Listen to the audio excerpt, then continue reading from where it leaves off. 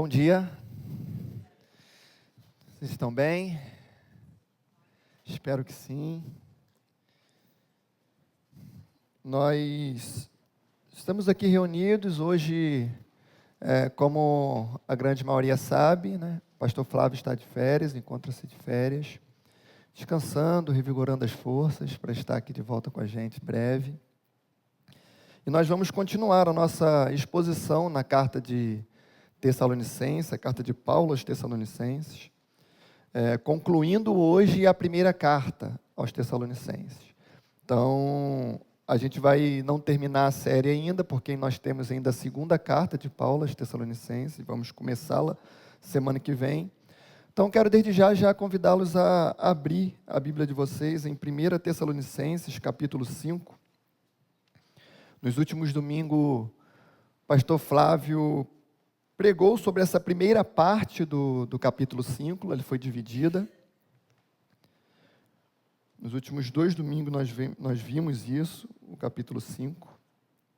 A gente vai concluir ele hoje, então. Na primeira parte desse capítulo, ele falou muito sobre a volta de Cristo, né? O dia do Senhor, o dia no qual Jesus virá para buscar a sua igreja e julgar também aqueles que não reconheceram a sua obra. Esse dia é certo, ele voltará, nós aguardamos esses dias, mas a questão é como nós aguardamos esses dias. Como esse dia é aguardado por cada um de nós. É um fato que ele voltará, mas isso é apenas um conteúdo teórico, eu li e entendi, e a partir disso eu vivo a minha vida da forma que eu bem entender. Não, nós vimos isso nos sermões anteriores, que não é bem assim. Aqui agora o apóstolo Paulo ele vai falar como nós, como igreja, como nós devemos nos comportar enquanto aguardamos a volta de Jesus Cristo. Como deve ser a nossa relação entre irmãos que vivem aguardando a volta de Jesus. Então ele deixa aqui umas instruções bem claras. Nós vamos ler então na palavra de Deus, 1 Tessalonicenses, capítulo 5. Nós vamos ler a partir do verso 12 até o 28, final aí. Diz assim a palavra de Deus: Agora lhes pedimos, irmãos, que tenham consideração para com os que se esforçam no trabalho entre vocês, que os lideram no Senhor e os aconselham. Tenham-no na mais alta estima, com amor por causa do trabalho deles. Vivam em paz uns com os outros. Exortamos vocês, irmãos, a que advirtam os ociosos, confortem os desanimados, auxiliem os fracos, sejam pacientes para com todos. Tenham cuidado para que ninguém retribua o mal com o mal, mas sejam sempre bondosos uns para com os outros e para com todos. Alegrem-se sempre, orem continuamente, deem graças em todas as circunstâncias, pois esta é a vontade de Deus para vocês em Cristo Jesus. Não apaguem o espírito, não tratem com desprezo as profecias, mas ponham à prova todas as coisas e fiquem com o que é bom. Afastem-se de toda forma de mal. Que o próprio Deus da paz os santifique inteiramente, que todo o espírito, a alma e o corpo de vocês sejam preservados irrepreensíveis na vinda do nosso Senhor Jesus Cristo. Aquele que os chama é fiel e fará isso. Irmãos, orem por nós. Saúdem todos os irmãos com beijo santo. Diante do Senhor, encarrego vocês a lerem esta carta a todos os irmãos. A graça de nosso Senhor Jesus Cristo seja com vocês. Vamos orar? Pai, muito obrigado pela sua palavra que foi lida e que será exposta. Nós pedimos ao Senhor que o Senhor nos ajude. Ajude a pregar fielmente a sua palavra, nos ajude a receber essa palavra, iluminando as nossas mentes, que ela encontre um lugar fértil no nosso coração, para que a gente venha servi-lo e praticar a nossa vida de forma que agrade ao Senhor. É o que nós pedimos, no nome santo de Jesus. Amém. Quero dividir esse texto aqui em 2 partes. A primeira, falar um pouco das relações da igreja com a liderança, e a segunda, da relação da igreja dos irmãos entre si. Paulo ele fala aqui, ele começa dizendo sobre a relação dos cristãos com os líderes. Tem um documentário na Netflix chamado O Arremesso Final. Não sei quem já assistiu. Quem gosta de basquete, talvez sim. Nesse documentário são 10 episódios, onde ele vai tratar a história de um homem que é conhecido como um dos maiores astros de basquete de todo mundo, chamado Michael Jordan. Bem famoso. Se você não gosta de basquete, pelo menos o nome dele provavelmente você ouviu. Nele conta muita coisa, não só sobre Jordan, mas sobre o time que ele jogava, o Chicago Bulls. Também fala sobre sua família e muitas coisas interessantes. Diante desse documentário, tem muita coisa que a gente pode pensar sobre ele, mas eu queria destacar algumas aqui. E uma delas é um aspecto muito interessante, é a questão de como era difícil a relação entre os líderes do time com os jogadores do time. E isso fica óbvio em vários níveis de documentário. Um deles é quando a gente vê ali os bastidores do clube, o que é algo muito intenso. Quando nós pensamos num clube profissional, independente do esporte que seja, tem muita coisa envolvida. No basquete ali são 12 jogadores, 5 jogando e 7 no reserva, fora as pessoas que não foram convocadas para o jogo. Ainda tem a comissão técnica, que vai desde o treinador até os assistentes, passando pelos médicos, massagistas e treinadores físicos. E tem o pessoal da organização, os gerentes, que mexem com o time, que controlam todas as coisas. As finanças, as viagens, as estruturas. E faz tudo isso funcionar. Mas eu quero destacar aqui uma relação entre o diretor-geral, era um homem chamado Jerry Krause.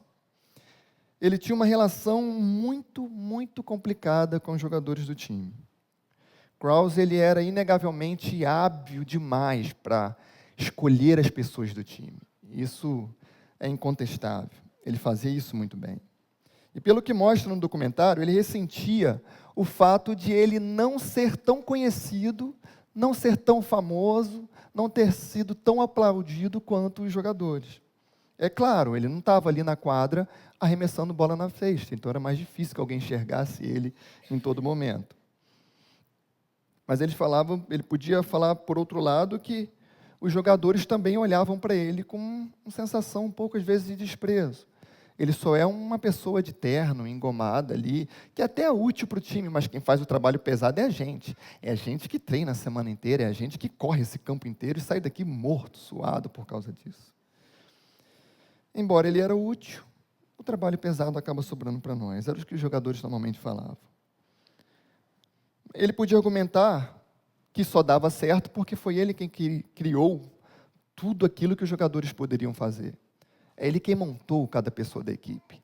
É ele quem dava as condições de treino. É ele quem pagava o salário daquelas pessoas para que eles pudessem treinar e estar ali jogando o tempo inteiro.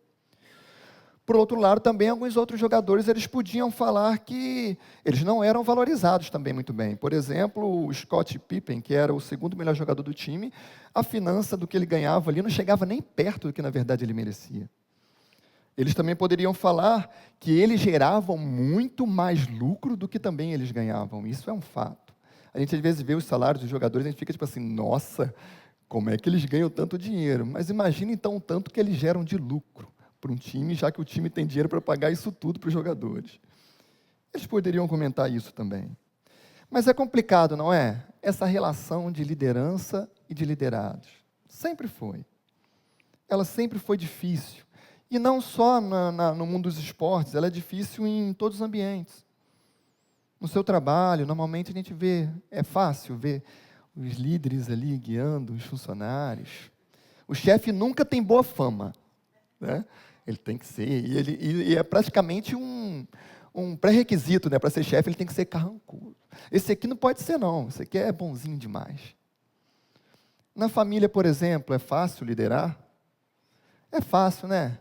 Criar os filhos de uma forma que eles nunca vão se rebelar em momento algum, sem dar nenhuma faísca. Nunca foi fácil liderança. Nunca foi fácil ser liderado. E nunca foi fácil liderar. No esporte, na família, no trabalho, essa relação sempre é difícil. E você acha que quando você chega na igreja, como é o povo de Deus, magicamente essas coisas não vão existir? É claro que não. Continua sendo difícil. E a gente vê isso aqui no texto. Nessa primeira parte ele vai falar sobre isso, sobre essa relação de líderes e liderados. Vamos ler essa parte do texto mais uma vez. Ele fala no verso 12: agora lhes pedimos, irmãos, que tenham consideração para com os que se esforçam no trabalho entre vocês, que os lideram no Senhor e os aconselham. Tenham-no na mais alta estima, com amor, por causa do trabalho deles. Paulo aqui menciona 3 ações que são feitas aqui. Entenda, não são 3 grupos diferentes. Não são um grupo que trabalha, um grupo que lidera e um grupo que aconselha. É um grupo apenas que fazem essas 3 coisas. E o primeiro ele fala aqui sobre o que se esforçam no trabalho. O verbo aqui, que foi traduzido, ele tem o sentido de fadigar, daqueles que se desgastam no trabalho. Lembra quando Jesus fala aquela frase assim, ó, venha a mim todos que estão cansados, afadigados? É o mesmo verbo que é usado. Paulo usa essa palavra porque o trabalho que a liderança faz é um trabalho de se afadigar. É um trabalho que cansa. E eu não estou falando aqui apenas de pastores e presbíteros, estou falando de toda a liderança. Talvez um grupo, quem lidera GPS, quem lidera algum ministério, é um trabalho que cansa, é um trabalho que esgota. Às vezes a gente tem as reuniões com os líderes aqui, semanais, aqui, a gente vê que alguns estão cansados, alguns estão esgotados, e é normal, ele realmente cansa. É desgastante muitas vezes, às vezes acho que todo mundo já sentiu isso, é queimar a vela dos 2 lados. Cansa rápido demais, se esgota rápido demais. E isso é para alertar também você que almeja alguma liderança. Você que anseia pelo pastorado, pelo presbiterado, diaconato, pela liderança de grupo pequeno, ministério infantil, louvor, café, comunicação, ornamentação e vários outros grupos que nós temos aqui. É trabalho duro, é cansativo. Muitas vezes pessoas que lideram na igreja, elas lideram porque elas querem honra, prestígio, ou poder, uma posição elevada, fama. Não, é trabalho. Cansa, desgasta. Se você está querendo ser livre por ser líder por outra razão que não seja o trabalho, pode desistir, porque é trabalho. Se você está querendo ser líder e não está disposto, ou se você é um líder e não está disposto a se desgastar, é hora de cuidar do coração. A motivação para ser líder é o serviço, é o trabalho. Não tem outra motivação. Motivação para liderar é servir. É de que modo eu posso fazer com que o meu irmão seja servido. Essa é a preocupação do líder. O líder não está aqui para ser servido, ele está aqui para servir, para fazer o melhor para que outras pessoas possam se sentir bem. Então, se você está na liderança e o seu coração não está aí, você está no lugar errado. E normalmente, quando estamos nesse lugar, nós temos 2 opções. Ou mudamos a nossa atitude, ou passamos para outro fazer. Nós temos tido, como eu já disse, reunião com os líderes aqui semanais. E tem gente aí que até me assusta, que está liderando aí uns 3 grupos ao mesmo tempo, e eu fico, meu Deus do céu, é líder de ministério, é líder de GPS, faz parte da diaconia, e você fica olhando e fala assim, fazendo um malabarismo, eu falo, meu Deus do céu.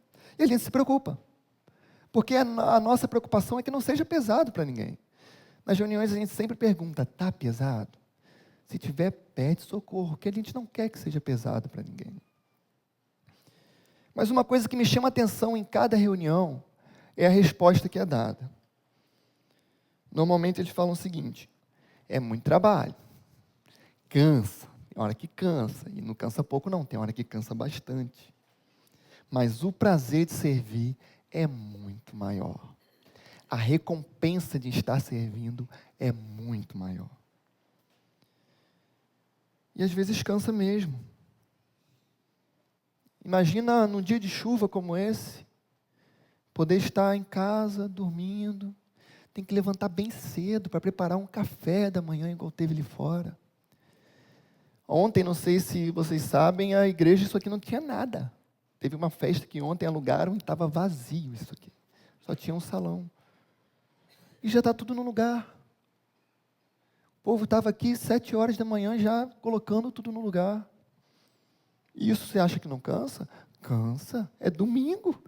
Queria dormir até mais tarde um pouquinho, amanhã é dia de trabalhar. Mas você ouve da boca deles o seguinte: é gratificante poder servir. Tem uma frase que eu até anotei aqui, de diáconos dizendo o seguinte: para mim, chegar cedo aqui, arrumar a ceia, servir os irmãos, é maravilhoso, é um dos melhores momentos que eu tenho. Como é bom poder ouvir essas coisas. Irmão, dá trabalho. Trabalhar, o nome já fala, servir é trabalhar, dá trabalho. Tem cansaço, mas é recompensador. A graça de entender que Deus está servindo todo o universo e nós podemos, juntamente com Ele, participar desse serviço, é recompensador. E o texto diz mais uma coisa, ele fala também dos que lideram. Em outras versões vai estar escrito os que presidem. O que isso quer dizer? Presidir é a mesma coisa que estar à frente. A ideia aqui é de alguém que está de pé, servindo como exemplo, é de alguém que está de pé, servindo como uma barreira, uma proteção para o restante do rebanho. Então, você que deseja também ser líder, lembra que você deve presidir. Significa estar na frente das pessoas, com todas as dificuldades e desconfortos que existem, com todas as lutas que existem, com todo o peso de ser exemplo, a gente tem que estar ali, abertos como uma vidraça. Podia falar uma muralha, né? Mas eu falo uma vidraça porque nós temos que ser transparentes uns com os outros. Eles precisam também enxergar, os liderados precisam enxergar a nossa vulnerabilidade, as nossas deficiências, os nossos problemas. Os líderes não são perfeitos. Às vezes você vê líderes ressentindo aí por conta de, agora eu estou na liderança, todo mundo está me observando. Agora todo mundo está me vendo, eu não posso fazer um monte de coisa, porque o pessoal está de olho em mim. É isso, a função é essa. A função do líder é ser modelo, espelho para as ovelhas. É serem pessoas que seguem a Cristo fielmente para que outras pessoas possam ver esse exemplo e seguir também. Aquela ovelha mais nova, ela precisa de alguém onde ela possa se espelhar, onde ela possa olhar e falar, ali, está vendo aquela pessoa, ela anda bem, eu quero andar também, assim. Adolescentes, especificamente, Deus deu para vocês pessoas assim. Vocês não têm líderes somente aqui na igreja, vocês têm líderes nas suas casas. Você tem o seu pai, você tem a sua mãe. Pessoas que vocês devem aprender com eles. Vocês também têm líderes na igreja, pastores, presbíteros, os líderes de adolescentes. Essas pessoas são presentes de Deus para cuidar da vida de vocês. Usufruam disso, agradeçam por isso. Não porque a gente não erra, não. Estamos longe disso. A gente também faz coisa errada. Mas a gente está tentando acertar. A gente está caminhando para o alvo. A gente quer chegar lá e quer que todo mundo chegue junto com a gente. Liderança envolve se colocar na frente. E às vezes é tomar pedrada mesmo, para que o rebanho não tome. Às vezes é carregar o fardo que está pesado para o rebanho. E isso é ser líder.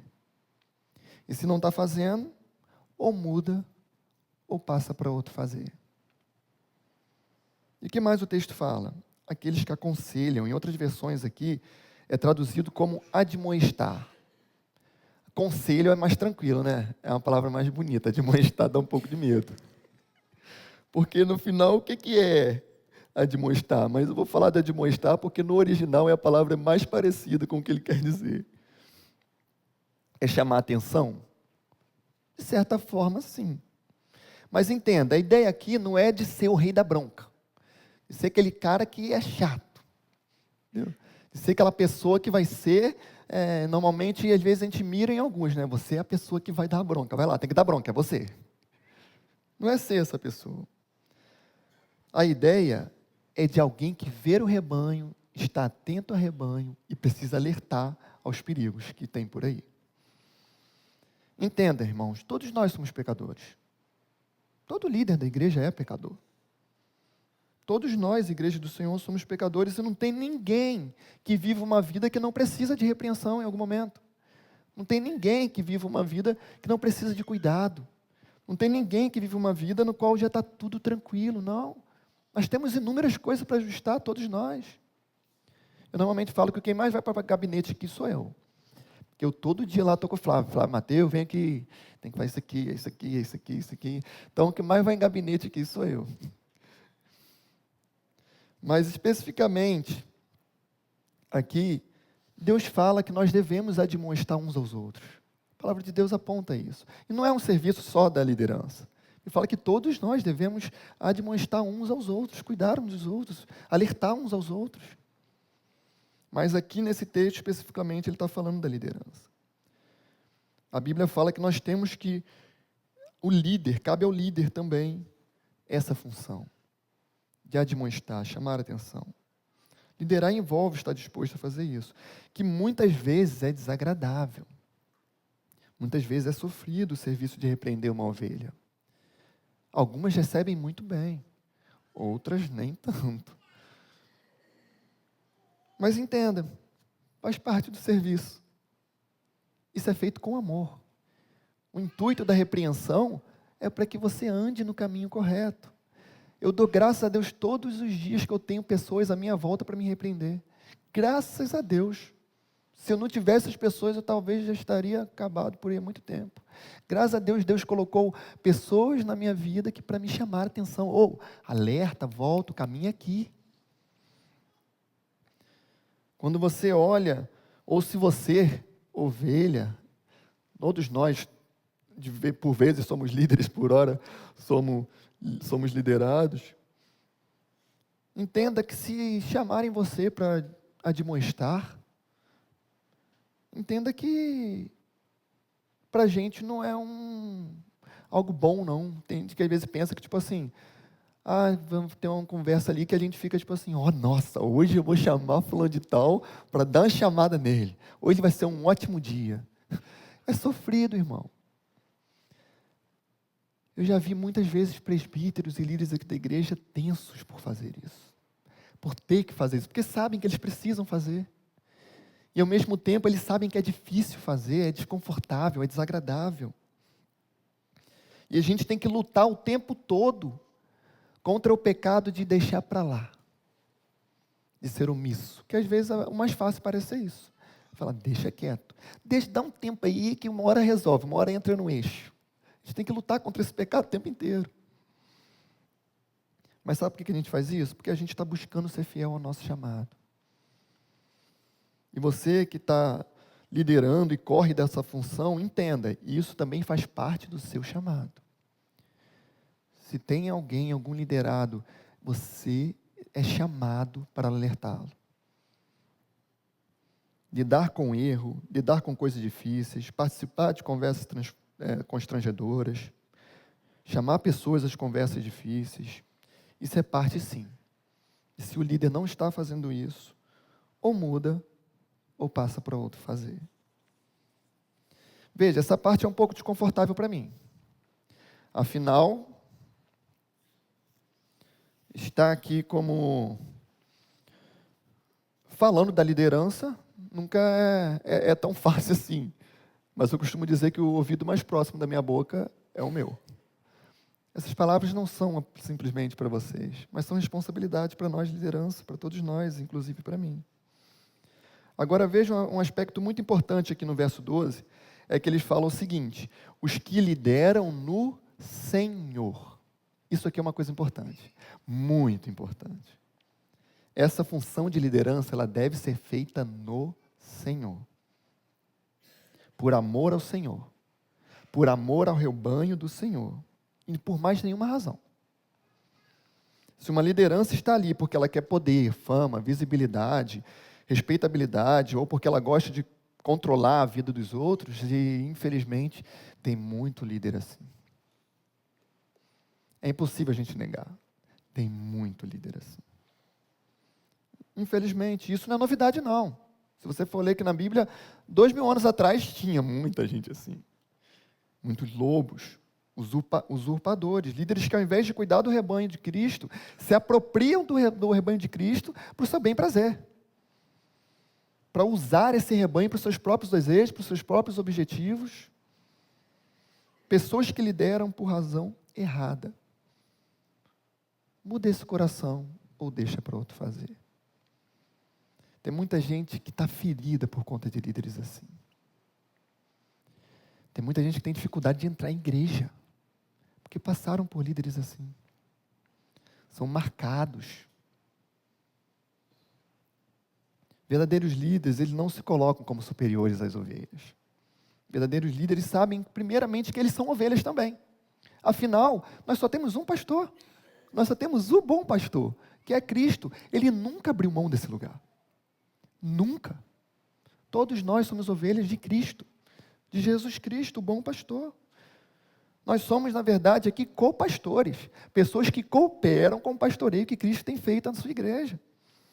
Pessoas que colaboram com o pastoreio de Cristo, mas que sabemos que somos ovelhas como todos vocês. O que está sobre nós não é nem poder, não é nem autoritarismo, é só responsabilidade de guiá-los para a honra e glória de Deus. Líderes, infelizmente, que nós vivemos aí, que feriram pessoas porque se parecem mais com os fariseus que colocam cargas sobre as pessoas do que com Cristo, que carregam o fardo das pessoas. Que Deus nos livre de ser assim. Que Deus nos mantenha firme até o final. Irmãos, líderes devem liderar em nome de Cristo, para o bem da igreja de Cristo, em submissão a Cristo. Nós não somos chamados para servir, nós não somos chamados para ser servidos, nós somos chamados para servir os irmãos, para cuidarmos, para nos desgastarmos mesmo, para o bem do povo de Deus. E por último, eu quero voltar no início do texto aqui, para especificar aqui para os liderados. Ao que ele diz, agora lhe pedimos, irmãos, que tenha consideração para com esses líderes. Nós, como os liderados, devemos crescer em apreço e amor pelos nossos líderes. Você poderia dizer que honrar todos os líderes que passou pela sua vida? Todos, estou falando de todos. Estou falando, pode ser dentro da igreja. Você poderia dizer que honra os seus líderes? Eu duvido muito. Eu não duvido porque eu desconfio de você, não. Eu duvido porque eu, com certeza, já fui reprovado nesse teste por muitas e muitas vezes. Não é fácil. Não é fácil. Mas nós precisamos melhorar nisso. A Bíblia nos instrui a isso. Os líderes, eles são imperfeitos. Todos são. Sempre vai ter algo para que você possa reclamar do seu líder. Sempre. Se você procurar, você vai achar. Se tiver com dificuldade, a gente consegue te passar uma lista aqui com um monte de coisa que você pode achar para reclamar. E como que eu mudo isso? É simples, se coloca no lugar do outro. Um exercício simples de empatia. A gente tem que fazer isso o tempo inteiro. Já viu em casa aquela relação de marido e mulher? Quando a esposa talvez reclame que o marido não reconhece o que ela faz. Ou o marido talvez reclame que a esposa também não reconheça o esforço que ele está fazendo. Nós somos assim, reclamamos muito. Reclamamos o dia inteiro. Reclamamos que a gente não dá nem conta de quanto a gente reclamou, quantas vezes a gente reclama por dia. Mas já pensou em colocar no lugar do outro? De parar para refletir. Quanto que a sua esposa ela se desgasta no dia dela?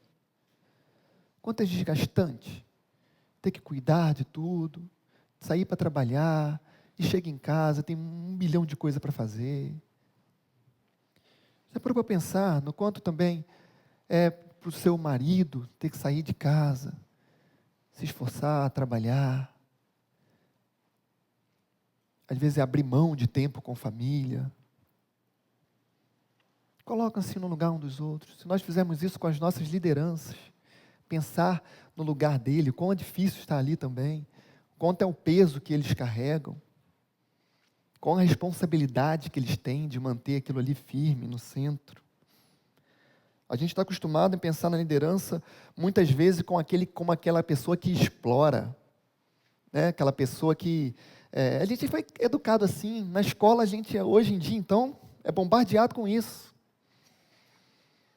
O patrão é um explorador. O pai é um tirano, o patriarcado aí é um grande problema. Essa coisa, a gente precisa se libertar de tudo isso, a gente precisa se libertar das lideranças, a gente precisa ser livre. Um negócio, uma vida boa é quando não tem ninguém que te manda fazer nada. Não tem liderança nenhuma, ninguém cobra nada. Liberdade é ter ninguém dizendo o que eu tenho que fazer. A gente é educado com isso, nos libertar dessas hierarquias que existem no sistema. A gente ouve isso o tempo todo. A gente vê isso em filme, a gente lê isso em livro, a gente ouve isso em música, a gente vê isso nas redes sociais o tempo todo. E essas coisas, elas ecoam no nosso coração. E ela encontra lugarzinho lá. E às vezes a gente traz isso para a igreja também. A gente chega aqui e olha para o líder já como um explorador. Eles colocam a gente aqui em ministério para eles não trabalhar. Que aí quanto mais gente trabalhando, eles não trabalham. Como eu falei, essa parte é um pouco desconfortável, porque aqui eu estou beneficiando a mim, né? Eu entendi porque que Flávio tirou férias. Justamente agora. Mas você já parou para pensar? Qual é o desgaste de uma pessoa que está à frente ao rebanho? Olha para a Bíblia e vê os discípulos. Olha para a vida de Paulo, quanto era desgastante. Hoje não é diferente. Já parou para pensar o quanto é desgastante, para, às vezes, as pessoas que estão na liderança ter que saber que eles vão prestar conta da espiritualidade de inúmeras dessas pessoas? Qual é o peso das decisões que às vezes parecem ser minúsculas, mas que podem causar alvoroços absurdos? O custo de estar sempre admoestando as pessoas, o quanto o coração daquele que faz isso pode estar. É para pensar como está o coração dessa pessoa? Você já notou que pastores e líderes às vezes envelhecem rápido demais? Quando tem reunião dos pastores aqui da ordem, normalmente a conversa é essa. Fulano de tal, olha lá, pensei que tinha 70, tem 30. Mas envelhecem rápido demais. Nós às vezes somos vistos como carrancudos. Se você recebe uma mensagem no WhatsApp assim, preciso conversar com você, irmão. A primeira coisa que vem na cabeça, ninguém fala assim, vou conversar com o pastor hoje, tomar um café.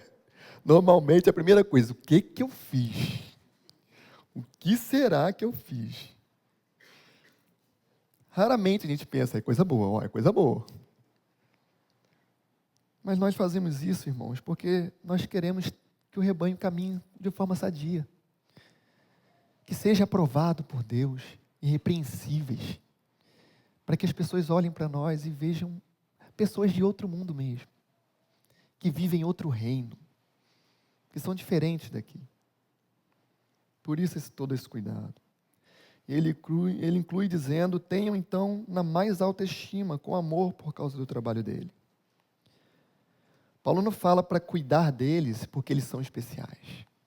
Isso aqui é uma chave importante. Ele não fala, cuide deles porque eles são poderosos, eles são bons, eles têm um carisma legal, eles sorriem bem, têm uma boa oratória, têm um currículo incrível, porque eles foram ungidos pelo Senhor. Não é isso que Paulo fala. Paulo fala, cuide dele com amor, tenham estima por eles, por causa do trabalho deles. Ao reconhecermos, irmãos, a nossa liderança, nós reconhecemos a soberania de Deus ao escolher pessoas para guiar o seu povo. Nós vemos a sua graça de escolher pecadores, pessoas pecadoras, para ajudar a guiar o rebanho. A glória nunca está na pessoa em si. Ainda que eu reconheça um instrumento, a glória permanece sempre com Deus. A glória é de Deus. Qualquer êxito que qualquer liderança tenha, ela só tem porque Deus o capacita. Ela só tem porque o Espírito Santo o capacita. Não vem dela, pode ter certeza disso. E ele termina dizendo, vivam em paz uns com os outros. Essa é a chave. Vivam em paz uns com os outros. Nós somos chamados para viver em paz. Viu aquela pessoa que quando tem uma fasquinha assim, está jogando lenha até a fogueira acender? A gente não foi chamado para ser esse tipo de pessoa. A gente foi chamado que se tem um conflito, ponto a estourar, eu sou responsável para apaziguar aquilo ali. No nosso ambiente precisa reinar a paz. Somos chamados para isso. Se tem alguma desavença, nós somos responsáveis para apaziguar. E o segundo ponto, pode ficar tranquilo que esse é bem rápido, é a relação dos cristãos entre si.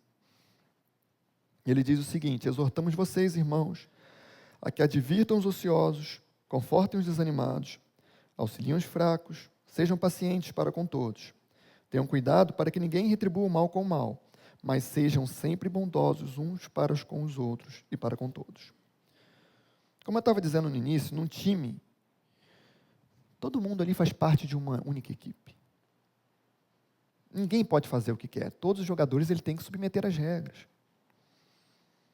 E aquele que é insubmisso a essas regras, às vezes ele prejudica todo o time. Já viu quando aquela partida que perde, seja de futebol ou qualquer outra coisa, que você fala bem assim, eu só perdeu por causa daquele jogador. A culpa é dele. E às vezes é. Uma pessoa, quando ela não está alinhada, às vezes ela consegue desalinhar todo mundo. Eu sou professor, e às vezes eu vejo na escola assim, que quando um aluno específico falta, a turma muda. Sabe assim, caramba, só faltou um. E quando ele está, às vezes, às vezes uma pessoa desalinhada, ela consegue desalinhar o time inteiro. Às vezes tem pessoas que falam também no mundo dos esportes que fulano ganhou o título sozinho. Essa aqui eu desconfio muito. Por mais que ele se destaque, por mais que ele seja muito bom, se você investigar a fundo, você vai ver que ele não ganhou sozinho. Um atacante nunca vai conseguir fazer gol o tempo todo se não tiver alguém defendendo. Se não tiver um meio de campo para que a bola chegue até ele. Se não tiver um goleiro lá, acabou. Ninguém ganha nada sozinho. Inclusive, nesse documentário, o Chicago Bulls, até vencer o seu primeiro título, demorou um pouquinho. Sendo que o Michael Jordan, ele já tinha sido eleito o melhor do mundo por várias vezes. E o time nunca tinha ganhado um título. Sabe quando que eles conseguiram ganhar o primeiro título? Por incrível que pareça, nas estatísticas, foi quando o Michael Jordan estava com a menor pontuação. Mas o time todo estava jogando bem. Ele teve que descentralizar o poder dele. Ele teve que confiar nas pessoas da equipe. Ele teve que cuidar deles. Ele teve que agora distribuir a bola para todo mundo. E quando isso aconteceu, eles conseguiram ser campeões. Ninguém ganha nada sozinho. Um time, quando estão desalinhados, ainda que tenha muitos talentosos, seu destino é a ruína. E assim também é com a igreja. Um grupo de pessoas muito diferentes nós somos, né? Origem diferente, cidade diferente, países diferentes. Homens, mulheres, idosos, crianças, jovens. Dons diferentes, talentos diferentes, perspectivas de vida diferentes, sonhos diferentes. Se nós não tivermos alinhados, nós não queremos para frente. O pecado já atrapalha bastante, muito. Essa convivência se torna muito difícil por causa do pecado. E se a gente não lutar para promover a paz com todos, nós vamos de mal a pior, desonrando aquele que nos chamou, aquele que nos salvou. Então, para que isso não aconteça, o apóstolo Paulo ele fala aqui de 3 grupos e como agir com eles. Rapidamente ele vai falar do primeiro grupo, que ele fala, advirtam os ociosos. A palavra traduzida aqui também pode ser como insubmisso. Grupo de pessoas que não queriam trabalhar, que não queriam fazer nada, e aqui não era um trabalho somente na igreja, muitos tinham um pensamento tipo assim, Jesus está voltando logo, que ele acabou de subir e falaram que vem, eu vou trabalhar para quê? Deixa para quem vai querer ficar aqui. E eles não queriam mais fazer nada, prestar conta para ninguém, só vou ficar aqui sentado esperando Jesus voltar. Ele não gostava de submeter a ninguém, a nada, a nenhum tipo de grupo. Isso naquela época, hoje isso não existe mais não. O fato é que tinha gente fora de ordem, dando trabalho, causando confusão e insubmissão. E o que a gente faz com essas pessoas? Ele fala o quê? Ignora eles, porque eles são chatos. É isso? Não. Ele fala o que para ele? Advirtam. Advirta essas pessoas. Corrija. Porque se a gente deixar isso perpetuar, isso vai se espalhando. E a gente põe todo o rebanho em risco. Todo o rebanho em risco. Então, precisa ser tratado. A segunda coisa que ele fala é: confortem os desanimados. A palavra no original aqui fala o seguinte: ele chama esses desanimados de pouca alma, ou alma pequena. Já se sentiu assim algumas vezes? Se perguntando se vale mesmo a pena seguir? É tão desgastante. Às vezes a gente está naquele momento sem vigor nenhum, sem combustível, meio que pronto para largar tudo. Já se sentiu assim? Uma tristeza, um desânimo. E o que a gente faz com pessoas assim? Conforta, consola, anima. Com certeza nós temos irmãos passando por isso. E se nós não estamos hoje, talvez já passamos, ou podemos passar. Confortem, animem, fiquem atentos uns aos outros. Fulano de tal está sumido. Vai atrás, manda uma mensagem. Não espera a liderança fazer isso não. Corre, vai atrás. Ou pelo menos alerta a liderança. Mas seria muito bom se a igreja toda assumisse esse papel de cuidar um dos outros. De ver um irmão doente, eu tenho que ir lá visitar. O que eu posso fazer? E no terceiro ele fala: auxiliem os fracos.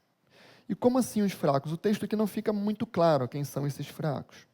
Pode ser por uma questão moral, porque Paulo tinha falado disso alguns capítulos atrás. Pode ser uma pessoa, pode ser questão de fraqueza social, porque também Paulo fala que muitos estavam passando dificuldade financeira. A gente viu que tinha algumas pessoas assim, vulneráveis. Nós não sabemos o certo, o que ele está se referindo aqui. Mas uma coisa que é clara: tem gente numa posição que precisa de ajuda. E tem gente na igreja que pode ajudar. Isso aqui é totalmente claro. Tem gente que precisa de ajuda, precisa ser amparado. E deve ser cuidado por quem pode ajudar. O duro é quando o fraco ele não quer ser cuidado. Acha que ele pode vencer sozinho. Cuidado com isso. Nós não conseguimos fazer nada sozinho. Às vezes a luta é financeira, às vezes a luta é no casamento, às vezes na criação dos filhos, ou na dificuldade de vencer algum pecado, seja lá qual for a luta, peça ajuda. O fraco precisa de ajuda, e o forte precisa ajudar. Agora lembre-se, nem sempre nós estamos fortes. Por hora nós somos o forte, outra hora nós somos o fraco. Nem tudo na vida nós somos fortes. Existem aspectos que nós somos muito bons. Existem outros que nós precisamos de ajuda o tempo inteiro. O que a gente aprende nessa sessão aqui é que existem problemas diferentes no contexto da igreja. E nós precisamos lidar adequadamente com cada um deles. Pessoas estão em situações diferentes e precisam de remédios diferentes. Tem gente que só tem martelo. Tem gente que é assim. Só que essa gente ela não vai ajudar em todas as situações, porque vai ter hora que você precisa de cola para juntar os cacos de quem está quebrado. E tem outros que só tem cola, o que também não vai ajudar sempre, porque tem hora que precisa de um martelo mesmo para quebrar essa casca dura que a gente cria. A gente tem que dar o remédio certo. Se você admoestar o fraco, ao invés de ampará-lo, você vai causar um dano maior ainda. Se você proteger o insubmisso, você vai ter um outro problema maior ainda. E é difícil mesmo, porque nós passamos por fases diferentes, por momentos diferentes. E Deus precisa abrir nossos olhos para que a gente saiba lidar com situações diferentes. Querido, todos nós somos fracos e fortes em aspectos diferentes. Todos precisamos uns dos outros. Somos um corpo que anda melhor juntos. Precisamos lembrar disso. Nós somos membros de um corpo. Ninguém aqui caminha sozinho. A gente só consegue caminhar junto se todos nós estivermos envolvidos nesse processo de cuidado, de amor, uns com os outros, nós caminharemos muito melhor. E não vai ser pesado para ninguém. Então ele conclui dizendo, seja paciente para com todos. A chave está aqui, paciência. Porque pode ser que você haja igual ele acabou de dizer aqui, e quando você termina, você fala assim, não adiantou nada. Quantas vezes, né? A gente vai tomar alguma ação, a gente faz tudo certinho, o passo a passo que está escrito ali, chega no final, não adiantou nada. Paciência. Ninguém muda de um dia para o outro. Olhe para os nossos erros. Perceba erro em vocês, que você quer mudar ele, e quanto tempo você está convivendo com ele e não consegue. Ninguém muda de um dia para o outro. O problema é que nas nossas relações, nós queremos paciência conosco, mas com os outros você tem que mudar agora, é para já. Eu espera, eu estou no meu processo. Eu vou chegar lá. Você mude já. Paciência. Essa é a chave. Imagina só se Deus retribuísse para a gente no exato momento que a gente erra. Todo dia eu ia receber não sei o quê. Sabe por que ele não faz? Porque ele é longânimo. Porque ele é paciente. E essa é uma qualidade que a gente olha para Deus e fala bem assim, nossa, eu amo esse Deus, olha como ele é longânimo. Paciente, tardio em irar. A gente acha ela tão bonita, mas às vezes a gente não quer essa qualidade para a gente. É tão bonita, mas é bonita para Deus, para mim não. Para mim, fez, leva. Então ele fala, não retribua o mal com o mal. A nossa ética é diferente. Se alguém te fez o mal, pague com bem. Tem uma frase do C.S. Lewis que ele fala exatamente isso. Quando alguém te fizer o mal, faça o bem. Com o fim de quê? De que não haja duas pessoas fazendo mal. Porque se você retribui com o mal, você é igual a ela. Ela está praticando mal e você também. E ele fala claramente, pague o mal com o bem. E alegre-se ainda. Faça isso sorrindo. Orando continuamente. Agradecendo a Deus por essas circunstâncias. Difícil, né? As que foram mencionadas aqui e todas as outras. Irmãos, concluindo. Se agirmos assim, todo o restante do texto, ele será um desdobramento das nossas ações. Se assim agirmos, não apagaremos o Espírito, não trataremos com desprezo as profecias, os ensinamentos que nos foi dado por meio das Escrituras. Antes viveremos ela na prática. Nos manteremos distante de toda forma do mal, tendo a certeza que o próprio Deus da paz nos santificará inteiramente. Ele é fiel e assim o fará, ele prometeu. Quero chamar a banda aqui na frente.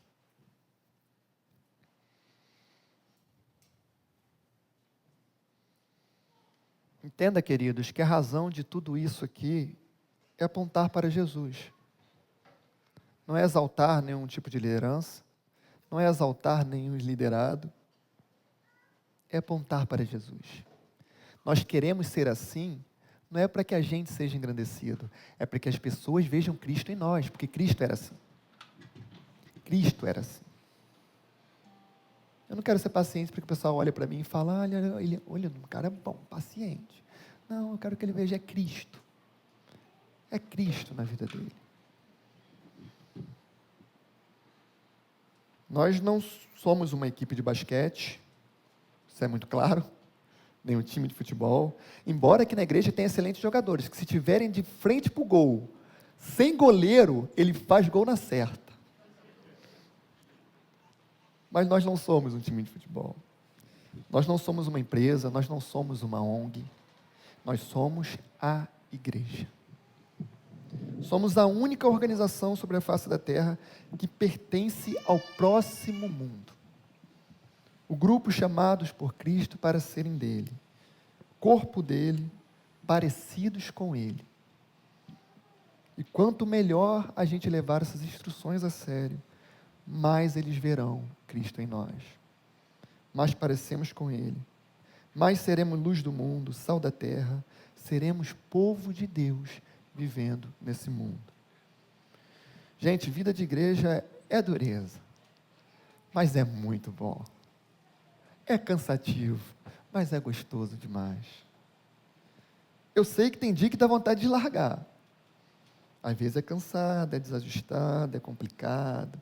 Às vezes fere. Às vezes a gente é ferido.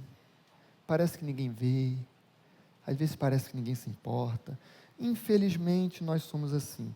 Uma equipe que briga, que às vezes se fere, que rosna. Mas felizmente, no nosso caso tem jeito. Existe sim na nossa história, num time ninguém vence sozinho, mas na nossa história, um venceu sozinho e venceu por todos nós. Nosso Salvador Jesus, apesar de nós, levou toda a nossa culpa, todas as nossos problemas, o nosso pecado nas costas e pagou por todos eles. Ele sozinho venceu por nós. Ele se entregou, morreu em nosso lugar. Nós que era dignos da morte eterna por causa do nosso pecado. Ele então vem até nós, se sacrifica em nosso lugar, perdoando os nossos pecados, pagando a nossa dívida. No terceiro dia ele ressuscita, volta ao Pai e agora está consigo mesmo reconciliando o mundo. E ele voltará, ele disse isso, para nos buscar. Onde ele vai concluir a obra completa em nós. De um dia isso aqui nunca mais existir. Os problemas que nós acabamos de ver, que um dia eles não mais existirão. Nós viveremos plenamente. Que isso seja ânimo para o desanimado. Que isso também exorte aqueles que estão submissos. Que a nossa alma cante por essa vinda de Cristo, onde todas essas coisas ficarão no seu perfeito lugar. Graças ao bom Deus que morreu em nosso lugar. Em resposta a isso, vamos louvar ao Senhor.